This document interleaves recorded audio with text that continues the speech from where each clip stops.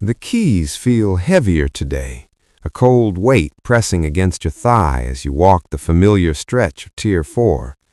The sound of your boots on the polished concrete is the only thing breaking the low, rhythmic hum of the ventilation system. It's a sound you've heard for 12 years, a steady cadence that usually lulls you into a state of professional indifference. But this morning, the air feels different. It's thicker, carrying the faint scent of floor wax and unwashed anxiety. You pass cell after cell, the bars flickering past your vision like the frames of an old, grainy film. You don't look at their faces. You've learned that looking too closely makes the shifts longer. You keep your gaze fixed at eye level, focused on the dull reflection of the fluorescent lights on the steel doors. The routine is your armor. Check the lock, move to the next. Check the lock, move to the next. But as you reach the end of the corridor, near the shadow where the emergency light flickers, you stop. Cell 402. The man inside is someone you've seen every day for 3 years. He's a ghost of a person, a quiet fixture who never complains, never shouts, and never stares. He usually sits on the edge of his cot, hands folded, watching the way the dust motes dance in the sliver of sunlight that manages to squeeze through the high, slit window. Today, however, he isn't sitting. He's standing by the wall, his forehead pressed against the cold stone, his shoulders barely moving as he breathes. You should keep walking. The manual says to maintain momentum, to avoid unnecessary engagement that isn't related to protocol. Yet, you find your hand resting on the cold iron of the bars. You notice something. On the floor, near his discarded shoes, is a small pile of gray dust.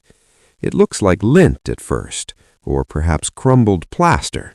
But as you squint, leaning just an inch closer, you realize it's something else. They are feathers. Tiny, downy tufts of white and gray, scattered in a neat circle. There are no birds here. The windows are sealed, the vents are covered with fine mesh, and the yard is a cage of wire where even the sparrows rarely land. You feel a prickle of unease at the base of your neck. You look at the man again. He hasn't moved. He seems to be listening to something deep within the wall, or perhaps something far beyond it. You think about reporting it, but what would you say? That a man has feathers in a place where flight is impossible?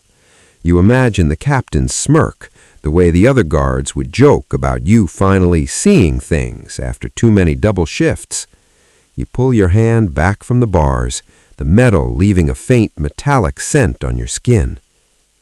The rest of the morning passes in a blur of paperwork and shouted orders. You sit in the mess hall, picking at a sandwich that tastes like nothing, while the world around you continues its loud, aggressive tilt. But your mind stays in cell 402. You find yourself wondering where the feathers came from. Did he smuggle them in? Did he pull them from a pillow that shouldn't have them? No, the pillows here are foam, wrapped in heavy fire-retardant plastic.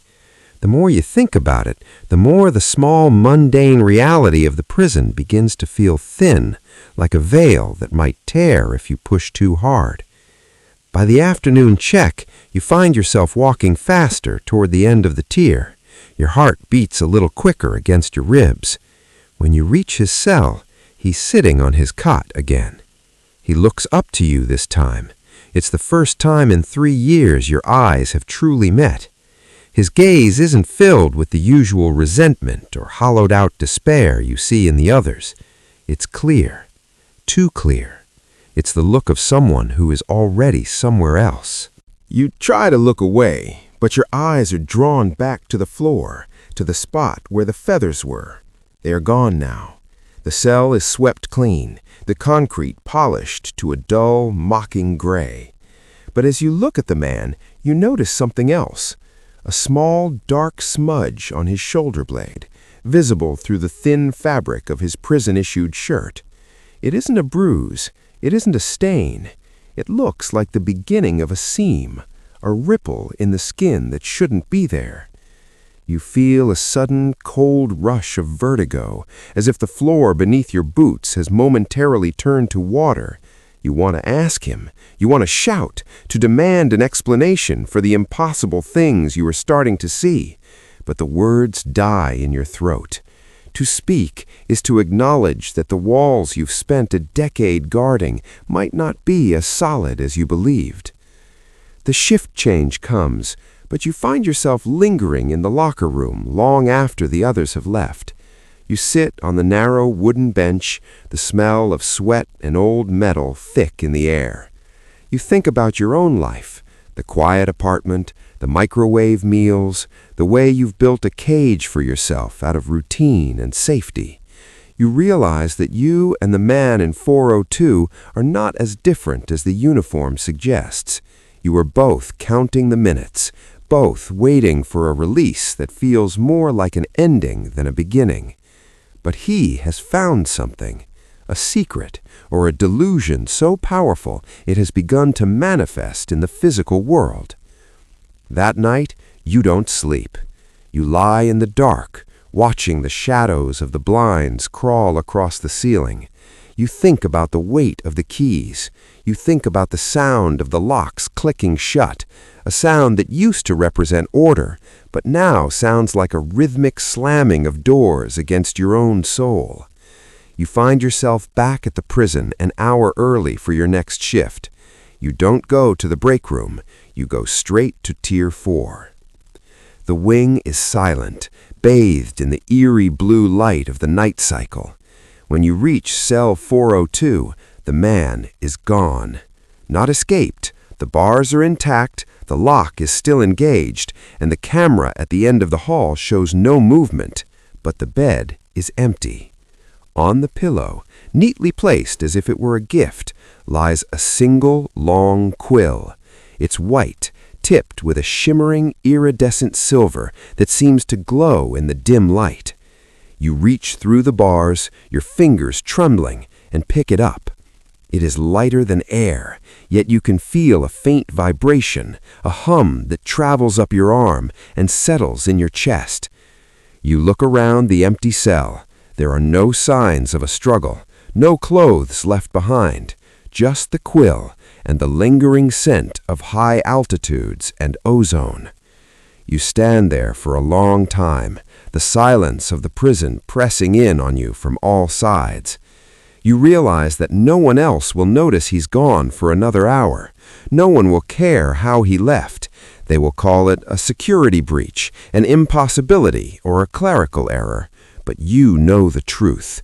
You feel the weight of the quill in your hand, and for the first time in years, the keys at your hip feel impossibly, unbearably heavy. You walk to the window at the end of the hall, the one that only shows a tiny square of the night sky. You press your face against the glass. The world outside is vast, dark, and indifferent. You look at the quill, then back at the long, narrow corridor of cages you've spent your life tending. A thought begins to root in your mind, a quiet, dangerous question that you know will never leave you.